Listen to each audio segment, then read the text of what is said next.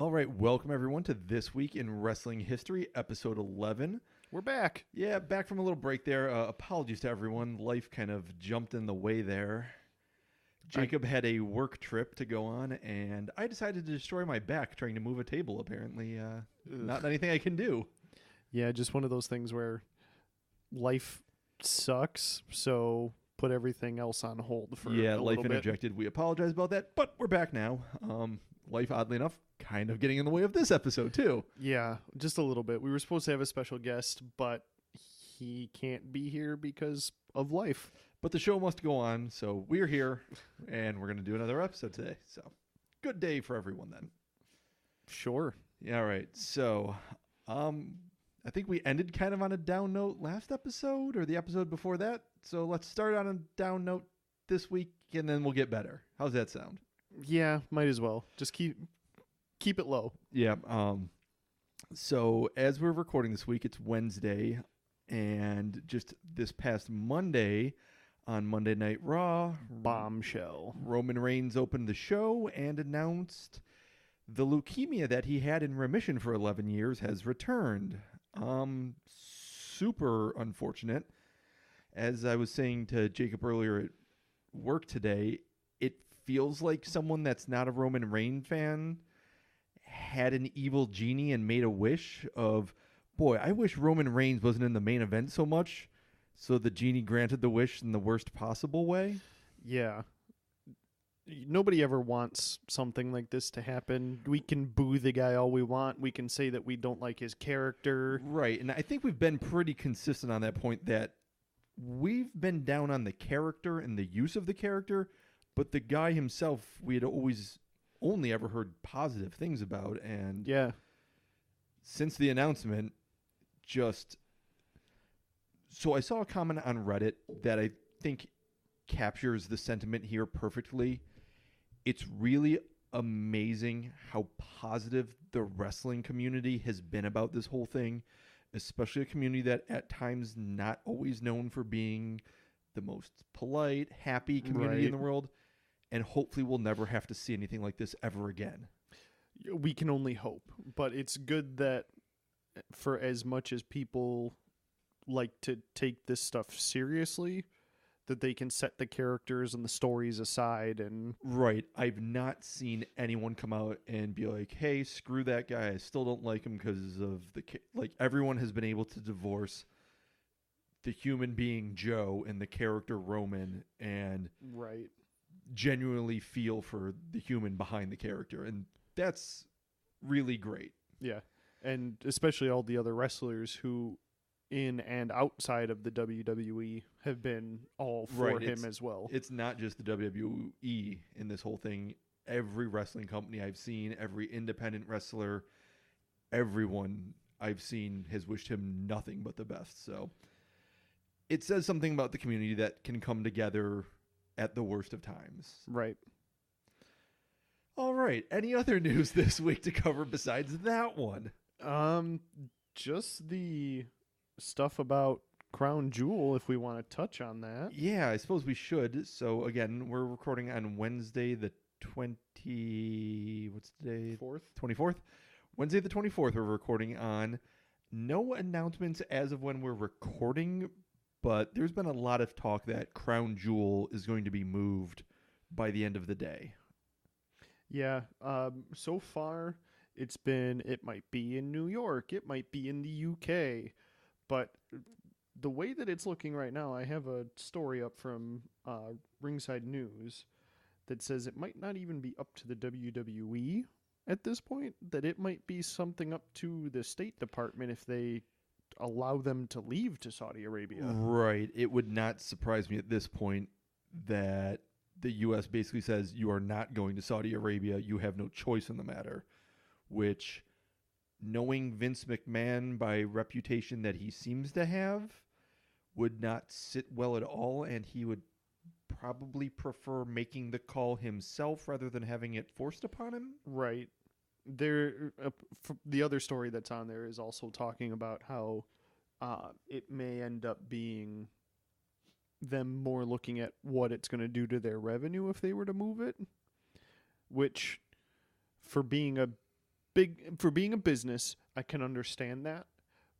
But on the other side of things, wouldn't you rather have better publicity for being, we're taking a hard stance against this? For being a company that has a mayor working for them as well, it would probably be very intelligent for many reasons to not do this. And ties to the Trump administration. Right. Someone working for the Trump administration as the wife of the CEO. Right. You would think that they would kind of politically, it would be near suicide for anyone affiliated with the company. And I have to believe they would strongly encourage Vince to make the right move here. Right. And I'd like to think that Linda McMahon has a little bit of sway still, even though she has no, one would think maybe, yeah, she's got no direct ties other than, you know, her husband and her children. And her family but owning the business, right? she's not on the payroll or anything like that Right. per se. But you would think that they would try to figure this out a little bit faster because that's coming up, what, in 2 weeks? I believe so. It's not this coming weekend. I believe it's the weekend after this coming one. Because So this it's next weekend is Evolution. Right. Evolution coming up, which do we want to talk about how bad of a build they've had towards that? If you want to talk about possibly one of the worst builds for a pay-per-view, it's up there. I mean, I guess that's kind of a quality. Welcome to being on a C-tier pay-per-view with no build-up to it that we kind of forgot about till the last minute. Which is upsetting because it's supposed to be touted as this big thing. And Right. It's supposed to have been, hey, first time ever, kind of becoming, hey, here's the payday for Crown Jewel that the women weren't going to be able to get because they're not allowed to do this in Saudi Arabia. And now, yeah, oh, right, we're trying to deal with Crown Jewel and this thing's still happening. Right. The only the only two matches I'm excited for on that card are Io Shirai versus Toni Storm, which, spoiler alerts if you haven't finished watching. Finals of the Mae Young? Yeah, that's going to be the finals. And what was the other one? The NXT women's title. I was going to guess it was Kairi Sane versus Shayna Baszler. Those are the only two matches. I'd like to see Rhea Ripley with the NXT UK women's belt, but I don't really know much about Killer Kelly, who she's facing, so... I think it says a lot about the integrity of what the company's been trying to do with the women's movement when the most enthralling part is all of the non-main brand stuff. Right. I mean, we've seen Becky and Charlotte how many times now? I mean, granted, this is... they're usually great, but yeah, it's getting a little long in the tooth now. Granted, this is last woman standing match, so it might have a little bit more to it, but I would also think that should have been done, 2 matches ago? Yeah, they're really running low on quality matches those two can keep having, and kind of enough of the, first time X women's match, first time Y type women's match. Right. We don't need all the gimmick matches. And then, of course, we have the main event, which is Ronda versus Nikki Bella, which, I'm sorry. What a step backwards that is. You have probably the last two of the generation of the quote-unquote model wrestlers. Right. They were kind of, I don't necessarily know if they were the epitome of the Divas era, but they're definitely the holdovers of the Diva era. Yeah. I mean, they weren't strong workers to begin with. I mean, Nikki got better once she started training with Cena and learning a little bit more of the quote-unquote power stuff. Of all of the Divas, she definitely gets the accolade for most improved. Mm-hmm. I don't know if I would ever say she came up to the level of a great women's wrestler. I mean, compared to the other women that are on the card, I would put her probably C-tier level. Yeah, at best. I mean, she's no Becky. She's still not even a Charlotte, and you all of you know our take on Charlotte. Yeah, we are not huge Charlotte fans, but she's kind of what I would consider the lower bar of acceptable. Yeah. And I would put Nikki underneath that. Certainly. Brie, on the other hand, don't even get me started. Yeah. Having her paired up against Maurice is about the right level for that. Yeah. All right. Anyways, enough downer stuff. Let's bring it back up here. We're gonna be like, I'm guessing this will be an ongoing thing that'll happen yearly now, starting. So it's gonna be our Halloween episode. Woo! Spooky. Well, some of the stuff in the match and the card certainly are. But we're going to cover Halloween Havoc, and we're going to start with the very first one. 1989. Yep, Halloween Havoc 1989 from Jim Crockett Promotions presenting NWA's World Championship Wrestling. Just the byline of that entire thing just confuses me. It's tricky. So it's back when Jim Crockett Promotions was in the process of selling the company to Ted Turner and evicting the NWA out of it and becoming fully WCW, but definitely not yet. It's still all NWA titles. It's kind of under the larger banner of World Championship Wrestling. Yeah, you could definitely tell this is the point where it's definitely starting to be WCW. Right. It's starting. We're not there yet, but because they don't They don't even have the WCW branded titles or anything yet. They won't get those for a little while. I don't think the changeover fully happens until late 90, or early 91. Yeah. So somewhere in that time frame. Anyways, let's jump into it. Halloween Havoc 1989. October 28th, 1989. All right, Halloween Havoc 1989, coming from Philadelphia, PA, which was pretty north for the NWA Crockett Promotions to really be doing at the time. Yeah, they normally didn't get any higher than like the Virginias, if I'm not mistaken. Right, they were based out of Atlanta, and they kind of usually hung around Atlanta, went down to the South, Florida's, Texas areas. That's where they were big. That was the NWA's kind of territory, so to speak. Which, I mean, makes sense. Back then it was the kind of sticking towards the smaller areas. Right. This being really kind of the end of the territory era. Yeah. With Vince Hardy having made his push from Connecticut, New York, taking over the Northeast, now pushing globally. Well, not globally at the time, I guess just nationally at the time. So an interesting card, an interesting time in wrestling. Yeah. Forewarning everyone, this one weren't great. Do you want to just run down the card and then let's run down the card and then we'll hit some of the bigger matches. I don't think we're going to discuss every match necessarily, but we'll hit on a few points here and there. All right. So first match we have Tom Zank, the Z-Man, going over Mike Rotunda, Captain Mike Rotunda, just coming off the Varsity Club. Yeah. Pass. There's nothing to see here. I think this is like the third or fourth time that they've wrestled on a major pay-per-view to open it up, and it's not been great. No, and this was like 13 minutes. Yeah, they it was long. Gave it a lot of time. Every match on this was long. Yeah. All right, so next after that we have the Samoan SWAT team, which is Fatu, the Samoan Savage, and Samu. So Samu and Fatu would go on to become the head shrinkers in WWF, and Fatu would then later go on to even more become Rikishi. Yep.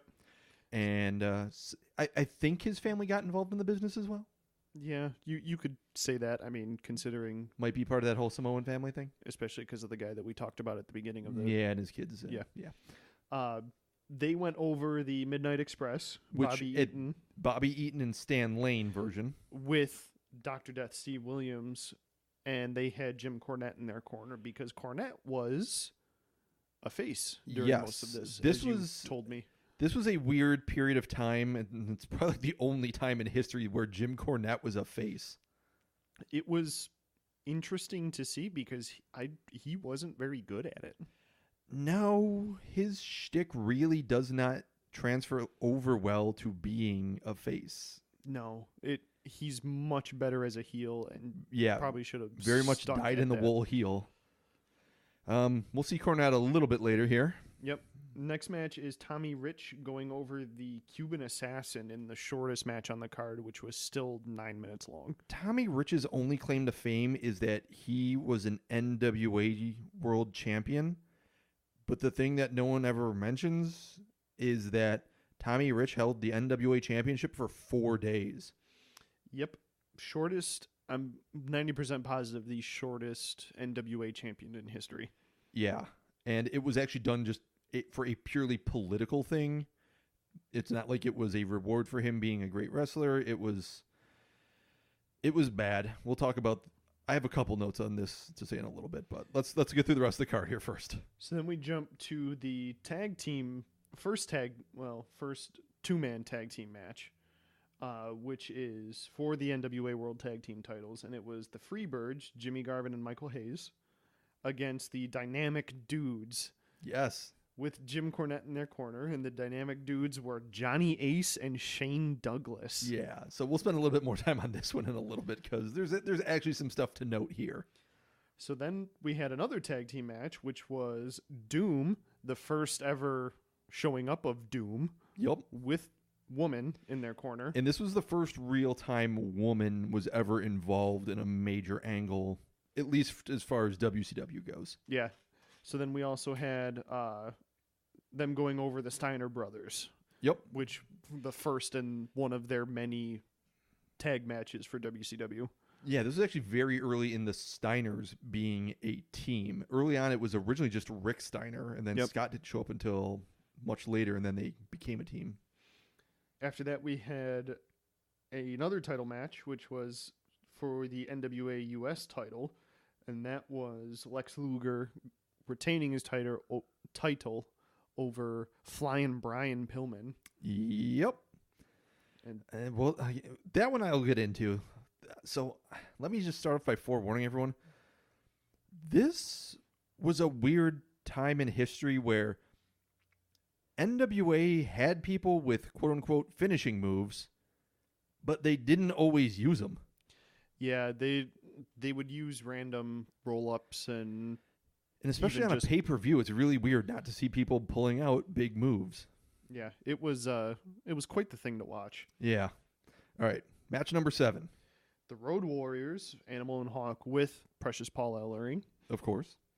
Going over the Skyscrapers, just the two-man version, which was Dan Spivey, and Sid Vicious with Teddy Long. So the biggest takeaway from here is that October is not softball season. Okay. I'll explain that joke later. Okay. So then we had the main event, which was the first ever Thunderdome cage match. Did they ever have another one? Oh, yes. They probably should have stopped after this one. Probably. It was Ric Flair and Sting with Ole Anderson as their Terminator against the Great Muta and Terry Funk with Gary Hart as their Terminator. Yeah, and we'll explain Terminators here in a minute too. Bruno Sammartino as the special guest referee. Right. Can't go to PA without having Bruno in around. Yeah, so, I mean, where do we want to go back and start? So, let me run down some of the finishes here real quick. So, the finish of the Captain Mike Rotunda versus Z-Man match was Mike Rotunda getting whipped into the turnbuckles, running up to the second turnbuckle, and doing a diving reverse cross body, which Z-Man rolled through for the pin. The finish of Tommy Rich versus the Cuban Assassin was a Lou Thez press. And the finish of Lex Luger versus Flying Brian Pillman was Luger. So I'm used to the move being called a stun gun. They called it a hot shot. Basically, just when you pick up your opponent and drop them over the top rope. Like, not over the top rope, just chest first onto the top rope. And they get whiplashed back into the ring. That's a finisher? So that's kind of the thing here. In this period of time, WWF had finishers. WCW wrestlers definitely had, like, quote unquote, their big move. Jim Ross, the announcer, even touched on it at one point, when Tommy Rich did the Thez press, saying, oh, that's his move. So let's talk a little bit bigger picture here than just Halloween Havoc and kind of the point of finishers in the business. I mean, that's why they are called finishers. So the importance of the finisher is to kind of start signaling to the crowd where in the story we are. Because you can't expect a crowd to stay hot for an entire 15-minute match, including multiple 10 to 15-minute matches in a row. That's just not naturally how crowds react to things. Right. So when you start doing finishes or false finishes or start kind of going into the end of the match, that kind of signals to the crowd, okay, it's time to start paying attention now because something important is imminent. Something's going to start happening. Yeah, it's kind of their signal beacon for stuff's about to happen. It's an important part of storytelling to kind of, it's almost like foreshadowing. Yeah. But in this case, it's letting the crowd know the story's about to start wrapping up. Let's start bringing the energy back in and start getting into this. Without that, the crowd kind of can get lost. And that's how it was in a lot of these matches where it was just kind of, that was it. It's over now. And you could kind of notice it with some of the crowd reactions is that there was nothing to tell them that it was coming to an end, and they weren't prepared for it to just finish. Right. Like the end of the Luger Flying Bryan match was very flat because Bryan got whipped into the ropes. Lex Luger picked him up, dropped him over the top rope, and then 1, 2, 3, and it's like, it's over. Huh? Yeah, and again, you could tell from the crowd that there was hardly a reaction to it being over until Luger was almost. He was like halfway up the ramp back towards the dressing rooms before everyone was like, "Oh, okay. I guess we should boo this now." Right. Because people were just lost. They don't know to expect the finish. Everyone expects a kick out, and when that kick out doesn't happen, they're confused as to whether did someone just screw up or what happened here. Right. And then you could even go as far as to look at what's going on now in wrestling, where you have so many false finishes and people cracking their finishers 2, 3, 4 times in a match. Sure, that's definitely gone in the other direction. Right. But it's to the point where it's devaluing moves and people aren't now getting invested when they're seeing finishing moves. So I don't know where you go from there, but at least it starts signaling, hey, at some point we're going to be ending the match somewhat soon because finishers are starting now. True. And it's to the point where, think about the Stone Cold Stunner.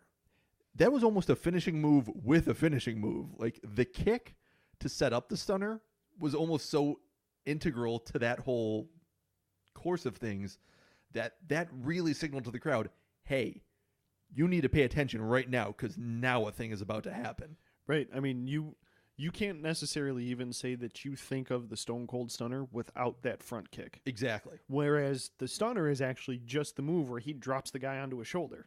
Right. The kick has nothing to do with it. I mean, you could even look at Tama Tonga or Randy Orton, who they're using, or even DDP. They're using the same kind of cutter thing. Yep. But there's different setups for each person. Right. It's to the point where the phrase is kick, wham, stunner.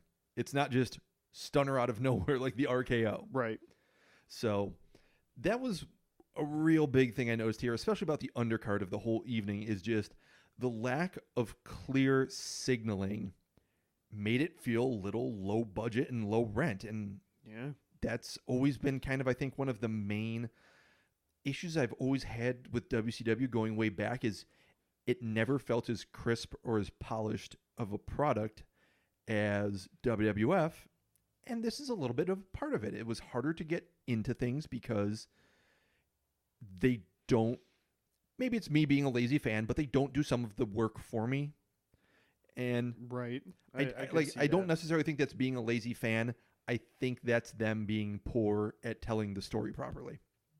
Yeah, I could definitely see that. There's lapses in kind of bigger gaps when you don't have people paying attention to certain things like right. this. There's just core parts of the match that are expected, and it's kind of like buying a car that doesn't have a rear door on the thing. Like that's a part of the car I'm just expected to have. Right. I guess maybe I was expecting too much to have a door, but And you being the lazy consumer should go out and find that door yourself. right. So maybe a bad analogy, but that's what I got right now. All right. Anything else going on kind of in the undercard here? Well, if we want to jump up to Freebirds and Dynamic Oh, Dudes. yes, please. The dynamic dudes. So, first thing, Freebirds at this point, I mean, I guess kind of always have been monster heels. Yes, they were definitely supposed to be the heels. That was not the case for this match. No. So the dynamic dudes again were Shane and Johnny, Shane Douglas, and Johnny Ace, a.k.a. John Laurinaitis. Yeah. They came out in the most 90s of 90s outfits, being multicolored neon windbreakers, backwards pink, blue, yellow hats, and carrying skateboards. All painted up in the highlighter colors and all that. And the one thing you pointed out to me, which I went back and watched again, they never set foot on those skateboards. No, they come walking out with skateboards because these two guys don't know how to skateboard. They would have broken their necks right before the match if they tried to ride them. Especially a guy who's as goofy as Laurinaitis is. Right, he's not exactly agile. That's not exactly what he brings to the table. And when the Freebirds come out, you're expecting booze. Yeah, tons of booze. But not at all what we got. It was a massive pop for them. And people booed the dynamic dudes. But I guess that's what you get for being in Philadelphia. They've always been a little bit of a smarter crowd. Right. Philadelphia's always kind of leaned a little bit more heel. Same thing with Chicago. Right. They're two towns that just kind of go those directions. But man, it was brutal. And this gimmick of the dynamic dudes was just so ridiculous and awful. yeah, it was, like you said, the epitome of the 90s. And it was also the epitome of management coming up with an idea and forcing it onto the crowd and just being like, nope, this is going to work. This is how it's going to be. Yeah. Like, the only thing I have to compare this to remotely is the original Rocky Maivia gimmick. Ugh. Think about it. Bright, colorful, guy that actually has talent. Fans hated it. Yeah. I mean, you could even go as far as the male fans with Shawn Michaels. Yeah, When in the he's- late 90s? yeah. Mid to late 90s? Definitely. All right. All right, so next up, the Steiners versus Doom. So now we can actually start getting into the matches a little bit more because this had some real meat to it. Yeah. And like we said, this was the first time Doom had showed up.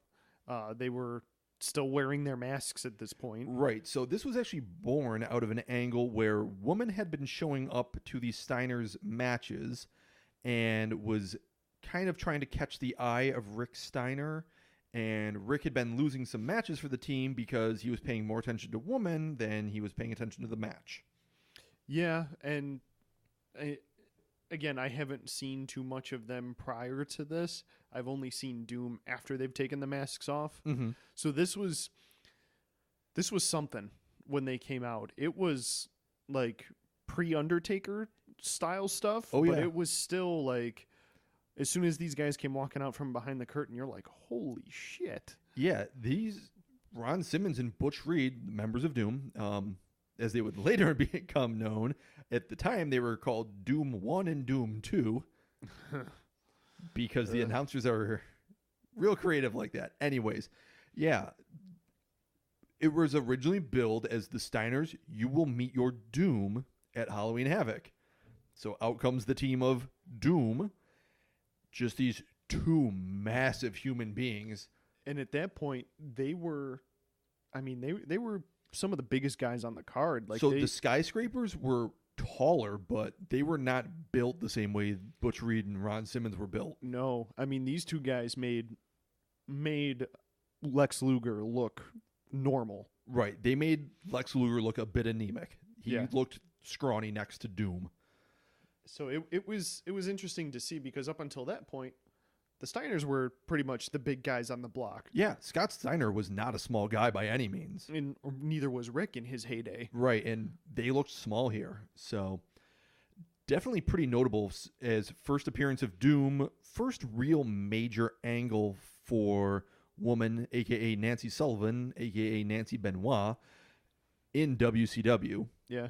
And again, kind of the kickoff of the Halloween stuff being the creepiness of them coming out. Right, and yeah, that was a little weird, but it was entertaining. yeah, it wasn't bad. Lex Luger versus Flying Brian, The only thing I want to bring up is what the hell is with those cheerleaders? oh yeah, Flying Brian came out with cheerleaders. They all ran to the ring together with him. It was awful. Yeah, it was really goofy and not anything at all. Like, I don't know what Brian Pillman's character was supposed to be for this. He was a high flyer, Flying Brian. Okay. Cheerleaders came out of nowhere. Yeah. So anyway, again, Luger retains his U.S. title, and it's Right, and we've talked about Pillman's career, what he went on to do, because he was the first person ever to appear on Nitro. So Yeah. that's not nothing. Then went on to do his work with the WWF. After that, Road Warriors versus the Skyscrapers, which, I mean, that was about on par for the kind of match you see with the Road Warriors. yeah, and this was still the height of the Road Warriors in the late 80s, early 90s. They Went out there and they smashed some people. They came out and they had their hard hitting style, and the crowd enjoyed it because, wow, these guys with the face paint and the spikes on their shoulder pads, these guys are cool. Yeah, they were cool without trying to be quote unquote cool. They were just going out there and doing their gimmick, and Yeah. it worked. Yeah. So main event time. All right, main event. This was the thing. So, all right, let's rewind a little bit. Let's talk about first what the match was. Thunderdome was honestly about the precursor to Hell in a Cell. Yeah, and they said it was based off of the Mad Max Thunderdome. Yeah. Except there was no like angled top to it or anything. Well, so the top was angled a little bit. So It wasn't completely enclosed though. right. So if you've never seen what Thunderdome looks like, it's a cage that surrounds the ring, much like Hell in a Cell. There's about 3 feet between the ring and the cage. Unlike Hell in a Cell, after about 10 feet or so, instead of just going flat for having a top, it angles about 30 degrees inwards for about another 3 feet, and then it's just an open top. Yeah, you would later go on to see something like this in AAA uses it a lot. Right, And AAA does still kind of do that kind of cage. Impact Wrestling used to use it back when they were TNA and they had the six-sided ring Okay. where they would have X Division matches in it, and it was also the precursor to the Red Cell.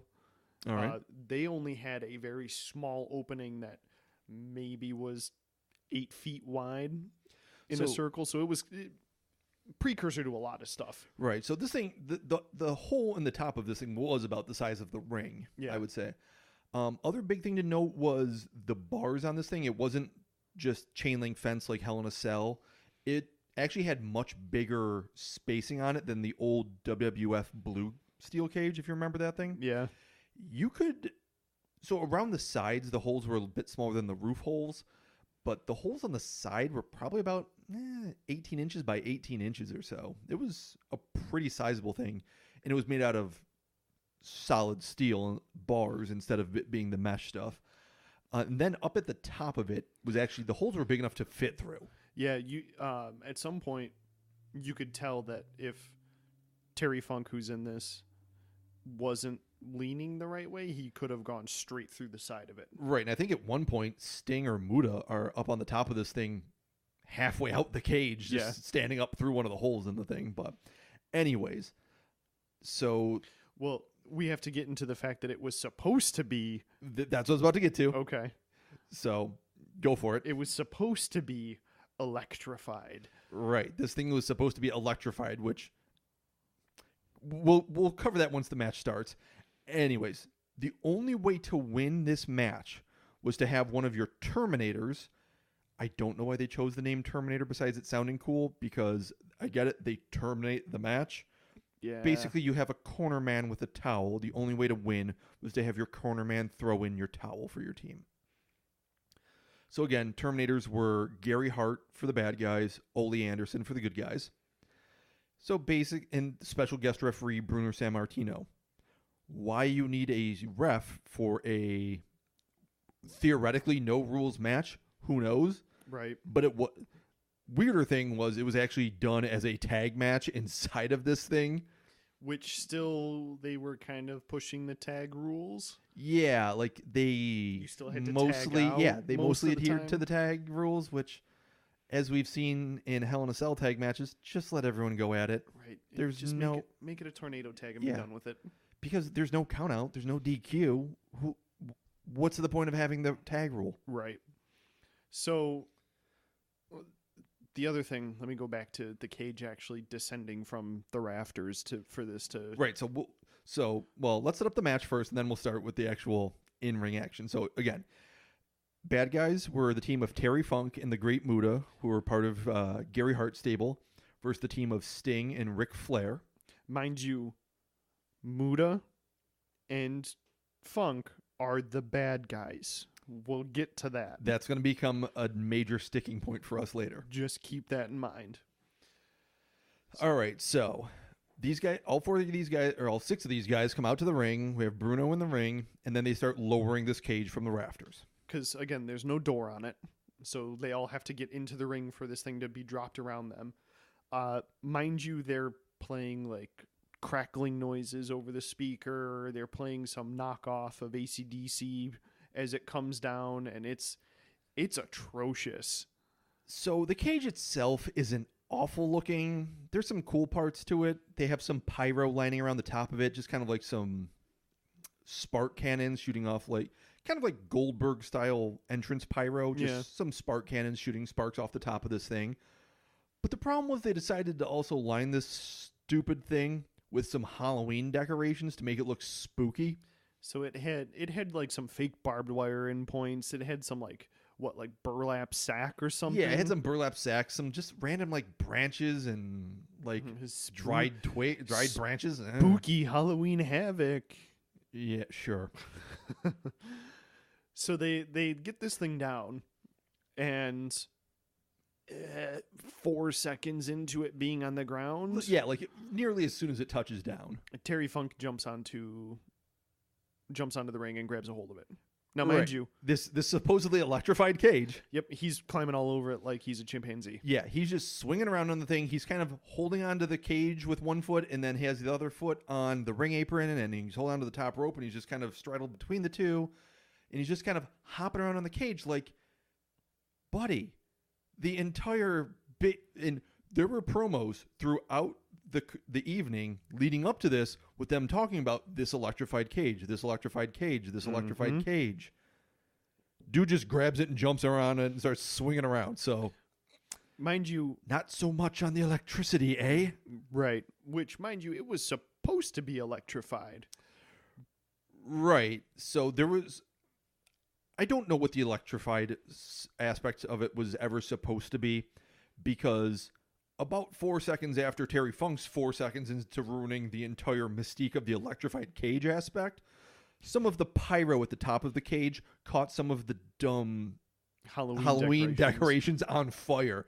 You quickly see a stagehand, a ref, go scrambling up the outside of the cage and start swatting at this thing, trying to put it out with like their hands. And then a guy from the back starts running down the ramp with a fire extinguisher, and it actually takes Muda to climb up the side of the cage, use his green mist, and put out the fire by spitting his Asian mist, yeah. What the hell? Right, like, if it didn't look low budget enough, the big thing, the big prop, the big centerpiece they did spend money on promptly literally goes up in flames. The fact that Muda had to go up there and put it out with his green mist was hysterical. Right? So, Which then which now we don't have Asian Mist in the match. right, because he doesn't have whatever he was using to change his spit green. So how the Asian Mist works is, I actually would later listen to a Jim Cornette interview. How the Asian Mist works is it was food dye in a condom, tied off, pop it in your mouth, bite into it, spit it out. Okay. So that's all it was. So now we don't have that. Nope, now we don't got that. So, and also because of this fire, again, I don't know what the electrocution effect, quote unquote, was supposed to be. If I had to take a wild guess, I would guess that at certain times, scripted throughout the course of the match, people would accidentally or intentionally be flung into a certain part of the cage and more pyro would go off. Sounds about right. I could also see them doing the whole dimming the lights thing that they did with Oh, yeah, I could see that too. the Mounties shock stick. Yeah, I could see that too. That's, or, a combination of all of the Right. above. But I don't for a minute think they were actually going to run X number of thousands of volts through this thing. Probably not. I mean, not with Ric Flair and Sting in there. Right. So because of this fire, they scrap whatever other effects they were planning to have on this thing. So now it's just going to be whatever the wrestlers can fake grabbing a hold of the upper part of this cage because Which, spoiler alert, they fight on the upper part of this cage a fair bit, and only once does the whole electrocution thing ever come up again. yeah. And it's funny because you have Funk who's swinging around like a monkey. Yep. And it forces JR to kind of backtrack and say, well, the top part of the cage is what's electrified. Yeah, they not the bottom. Right. Their whole thing is this electrified cage. There's Terry Funk on it. This electrified upper part of the cage. Later on, there's Sting on it. Moving on. Yep. They end up just having to gloss over the whole thing because it just went right out the window so quickly. Couple other real quick things to touch on before we get into the real match itself. I want to touch on some of the announcing I noticed. Yeah. Two things really bugged me on the announcing. The first one was JR's random insult on the Ultimate Warrior for no particular reason in the match. Which makes zero sense because at this point, Ultimate Warrior is kind of the bigger deal. He was currently... I'm trying to remember my timeline. I think he just became IC champ recently, and the following Mania was when he won the title, I think. So he had a little bit more exposure than what Sting had. Certainly. And they were essentially copying Warrior with Sting. Well, so Sting and Warrior were a tag team known as the Blade Runners back in UWF in the mid-'80s. And Warrior was Rock, Sting was Blade, and they would both go off to be in separate companies. JR, just in the middle of the match, for no particular reason, while Sting is in the ring, goes, Sting used to be a part of the team known as the Blade Runners. Sting, the more successful of the two. I don't really know what happened to the other guy. Like, what? What's the point of that? Why even bring that up? Exactly. Right. Like, best case scenario, someone decides to go look this up in one of the wrestling magazines back then and go, oh, this guy became the Ultimate Warrior. Oh, man. Right. Which then is going to shift attention away from Right. what's happening. It's worst case scenario, you're putting eyes on someone else's product. Don't get that. Right. And then there was the casual racism where JR was talking about if Muda went up and touched the electrified part of the cage, we'd have ourselves a fried wonton. Again, different time, but come on. Right? Like, just... It's something I would expect out of JR in the King in the early 90s. Right. The King, Bobby Heenan. JR wasn't, like, the heel announcer. You're not supposed to be making those kind of cracks, buddy. Yeah, not good. Not good. Let's get to the match. All right, so the match itself, I mean, it was serviceable for the most part up until getting near the end where we had Sting tied up into the cage. Yeah, I don't know what happened there. So, were you listening to the commentary during it? No, I had it on the screen, On the background, just kinda okay. watching it. So, I think Terry Funk ties up Sting's leg in the cage so they can go double team Ric Flair. I think they legitimately had a problem untying Sting because they start talking about how Terry Funk put one of those cowboy knots into the rope. Oh, good grief. I don't know if they were just trying to milk the spot or if they legitimately couldn't get him untied, but it was really uncomfortable and they really had to start talking about cowboy knots a little bit too much for a wrestling match. Well, and the rest of the match was, I guess, like you said, serviceable. There wasn't much that I would have written home about. Right, it was nothing special. It wasn't terribly offensive. It was still very early in Sting's career. I found it very odd that one of Sting's go-to moves was the back rake. Yeah, especially being the good guy. Right, that seems like a heel move. Like, first off, I don't know exactly what the back rake is supposed to accomplish, but back in the day, it was apparently pretty devastating. Right. And at this point, we were also getting Muda, who was in and out of WCW, if I'm not mistaken. He was so this was basically his New Japan excursion. So he was pretty firmly there for a while. He was really starting to get over as a face. He was a heel, but as we talked about last show, Muda had a lot of mystique at this time. He was a very interesting character for the US audience, and he was pulling a lot of intrigue and attention to himself. Because, I mean, the closest thing that the U.S. audience had at this point to him was the Road Warriors. Right. Or Sting. Right. Sting, I guess. And much, much, much different character. Sting was all bright and flashy and kind of like cheery and sunshiny and happy. Doing the woos and everything. Yeah. And Muda was dark and mysterious, and you didn't really know what was going on. And never said a word. Right. So I don't know necessarily why Sting was so overly encumbered with fiendish heel moves of the back rake. Right. Also going back to Muda, he was their TV champion at the time. Yes, Muda was NWA TV champ. And was being billed as the undefeated at this point. He had an undefeated streak going into this. It boggles my mind how little they used him. I think it had to do with the fact that he wasn't one of their homegrown guys. I think they did not know what they had with him. Jim Hurd, who was basically VP of WCW at the time, who was awful. He was not someone that came from a wrestling background. He did not know what he had. I think WCW was still too firmly in the good old wrestling view. Yeah, I could see and that. they weren't viewing it as an industry. Could you imagine two better selling toys than Sting and Muda? Right. Like, they were made to be toys. Yeah, their gimmicks were literal toys. Yeah. I mean, the two of them combined would have easily outsold Warrior and Hogan on WWF side. Like, if they had understood proper marketing, they would have pushed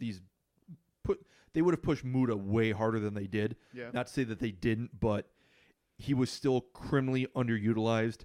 He never got a run as a face, even when he was starting to get a lot of support from the crowd. A lot of that interest was kind of starting to finally turn the corner. So, all right, let's get into the finish of this match, because here's where we really have a lot of criticisms on this thing, even more so than we've already run through. Right. So the finish shows Flair with Funk in the figure four. Yep, Flair puts Funk in the figure four. Muda is somewhere up on the cage. Right, Muda and Sting were fighting somewhere. Oh, let's rewind. The whole reason it was pitched that Gary Hart would ever throw in the towel was that Muda and Funk were his meal tickets, and he wasn't earning any money if these guys got permanently injured. Right. Ole Anderson went way back with Flair, wouldn't want to see his friend hurt, and I don't know reasons that he would throw in the towel for Sting, I suppose. Right. So then you have Flair with Funk in the figure four. Yep. Sting and Muda are off somewhere fighting each other. Yep. Sting gets the better of Muda, goes up top, and does a splash off the top rope onto Funk, who's laying prone in the middle of the ring. Then Muda comes in. So Sting goes back up for a second one. Muda comes in, tries to interfere, but gets tangled up with Bruno Sammartino for some reason, who just decks him and puts him out into nowhere. One shot sends the guy over the ropes. Yeah, that's a real great use of your talent there. Especially from Bruno, who at this point is probably in his 50s, 60s. Being polite, I'm guessing 50s. So then Sting goes up and hits another splash onto Terry Funk in the middle of the ring. Muda's still out on the side. Muda's Figure four out. is still applied. Gary Hart jumps in the ring and starts doing something. Ole Anderson gets in the ring. Ole Anderson then socks Gary Hart in the face. Hits him so hard that he flies out of the ring. He flies backwards. And his towel lands on the referee's back. Yeah, his towel goes flying, lands on Bruno. Bruno goes, I got a towel on me. Looks around, sees Ole still has his towel. There's your finish. Again, we go back to Sting and Flair and Ole are the good guys. They're your faces. They're double teaming this guy who's in a prone position and just beating the ever-loving hell out of the guy. Like, the guy's laying there, can't do a thing about it, and he's having his leg possibly broken in the middle of the ring, so Sting's going to come off the top rope onto the guy. Twice. And then you have the underhanded tactics of Ole, who's kind of like, oh yeah, no, he didn't, he threw the towel. Yeah, look, he didn't throw in the towel, he let go of the towel, and it happened to be here. Right. So it was definitely flip-flopped. Right. It felt much more like a heel style of winning to me, where, okay, we have one guy off in no man's land, and we're double teaming the other guy for the finish. And we have, so let's count all the things wrong. First, the faces won with heel maneuvers. Secondly, you have Bruno just punching one of your biggest attractions in the face and KOing him with one shot. Right. You have the weird wrong way around again manager interference.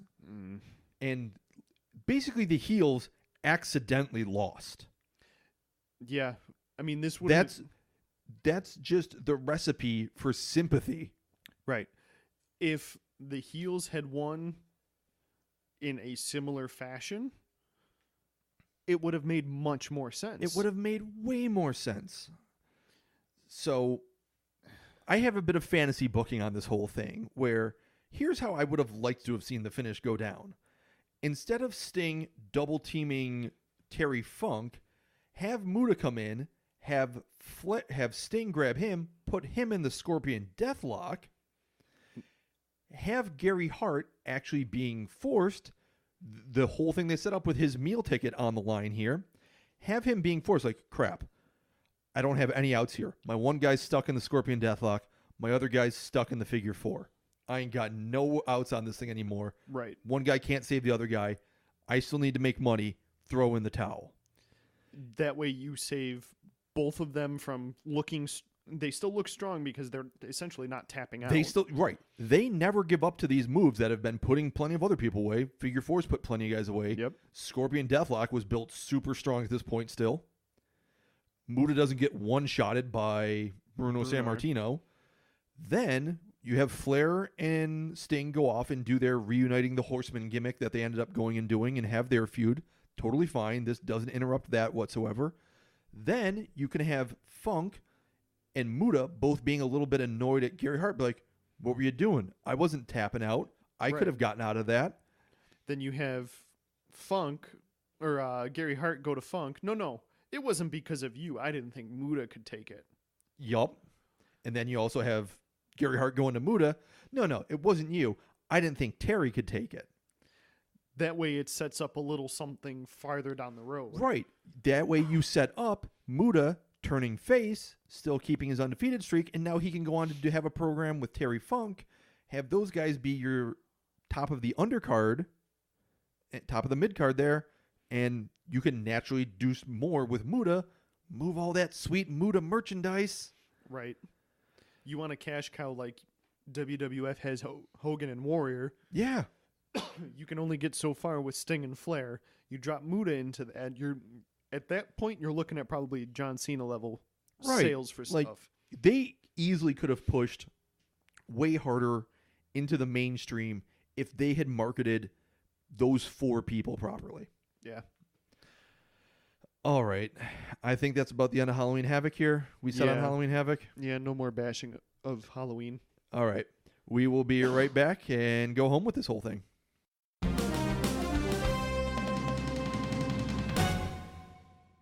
All right. So we said we weren't going to end on a down note, and we're going to have to put the best spin on this news that we can. Funny jokes. All right. Gotcha. Laughs. Got 'em. So, in case you local people haven't heard, if you're not super into the indie wrestling scene around Rochester, we've been really big fans of IWF. We sure have. They were out at the Brocksport Elks Lodge Yep. at least once a month, maybe once every other month kind of thing. They unfortunately, quote unquote, closed their doors. Yeah. I don't know if it necessarily seemed like a we're done forever, or at the very least, I guess, maybe more of a we're going to kind of rethink how we're doing things, and we'll be back hopefully bigger and better than ever. Yeah, it seemed like more of a this isn't a goodbye, it's more of a I'll see you later kind of thing.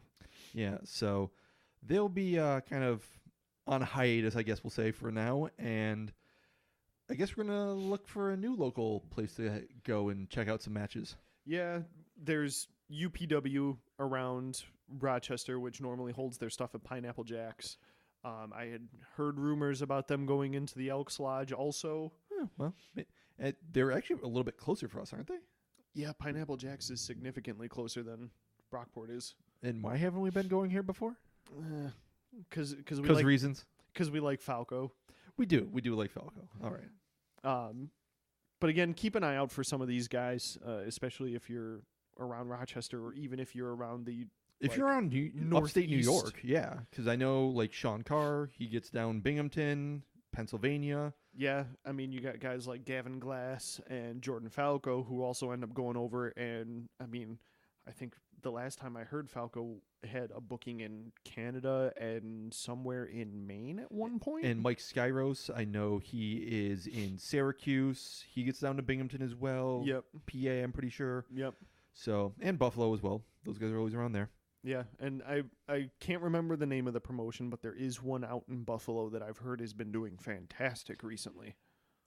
You're going to have to do a lot to get me out to Buffalo. I'll consider it, but... I mean, even if it's a once or twice kind of thing. Yeah, maybe once. You may have to bribe me, maybe have to bribe my wife. We'll have to see here. Yeah, we'll figure that out. But again, keep an eye out for some of these guys, because they're an opportunity like this closes, and it's sometimes can be a hit to them. So keep an eye out for them. I mean, especially looking for like merch and things like that. Yeah, and go out, and if you're not in the upstate New York area, go out and support your local places. I'm sure there is a local indie wrestling place close to a lot of places. I mean, again, within at least an hour of where you are. Yeah, I mean, unless you're living in maybe, I don't know, North Dakota or something, there's probably something fairly close by. Right. One other thing that we have coming up that I'm kind of excited for, November 9th, we're going to see ROH Global Wars out in Buffalo. Yes, we are. That's kind of my birthday present to myself. Yeah, I think it'll be fun. We're getting most of the Bullet Club. No, we're getting most of the Elite. True. That's fair. Bullet Club, the Not Elite fine. are not a thing anymore. they're not They're fine. really working hard to divorce those two entities. So we're getting a lot of the Elite. Yes, we are. We're also getting a good amount of LIJ from New Japan showing Yeah, up. we're getting all of LIJ except for their newest member, as far as I'm aware. Yeah. And a lot of ROH guys, too. I mean, we're getting Jay Lethal versus Chris Sabin, which... That'll be a great match. Yeah, I'm excited for that one. Get to see Flip Gordon. I'm a Flip guy. They booked Flip. About freaking time. And then again, we're getting the Briscoes and Chucky T and Trent Beretta, which should be fun. Yeah, I'm really looking forward to this. I've never been to an ROH show, and I think it's going to be really interesting because I feel like it's going to be a great step between going to like a SmackDown and going to a pure indie show. Right. I think I'm expecting more talent and better, just a higher level of precision in the ring and a higher level of production, but still kind of the accessibility of an indie show. Yeah, I feel like it's going to be a lot more intimate than going to a SmackDown or a Raw where there's thousands of people in the arena. We're talking hundreds of people. As far as I know, that arena where it's going to be, the Buffalo River Works, only holds like max 1,500 people. Oh, all right. So yeah, a nice mid-size thing. Yeah. I'm feeling all right. So I'm sure we'll talk about that. Maybe even next week when we go to do something like that, we can look at the past Global Wars. Yeah, we can. That's a good idea. Look at you. Yeah. Look at you thinking ahead. All right, I like this. Doing some production work on air. And maybe we can have our special guest show up for the next one because he was at last Global Wars. No. I'm done with guests now. No guests. You say that. I'm anti-guests now. You say that. Unless they pick up a lot of the legwork for having us to do things, and I don't have to do as much work, that'd be fine. Until Sean Carr gives us the okay to have him on. Right. So maybe on social media, everyone bug your favorite upstate New York indie wrestlers. Tell them to reach out to us. We're totally open. Yeah, Maybe. we can make anything work. All right. Anyways, let's get the plugs out of the way and let's go home. All right. So Facebook, This Week in Wrestling History. We don't have an Instagram. I'm thinking about doing something like that. Maybe we'll try something. Twitter on WrestleHistPod. Yep. Gmail, it is wrestlinghistorypodcast@gmail.com. I think that's everything. Google Play. Oh, yep. Sorry. Spotify and iTunes for This Week in Wrestling History. Like, share, subscribe, all those fun things. Yeah. Let someone know about us. We're getting pretty good reviews. We like it. We like it. We hope you guys are kind of catching along with us too. So, all right, that's enough babbling from us. We're running out of things to say. All right, we're history.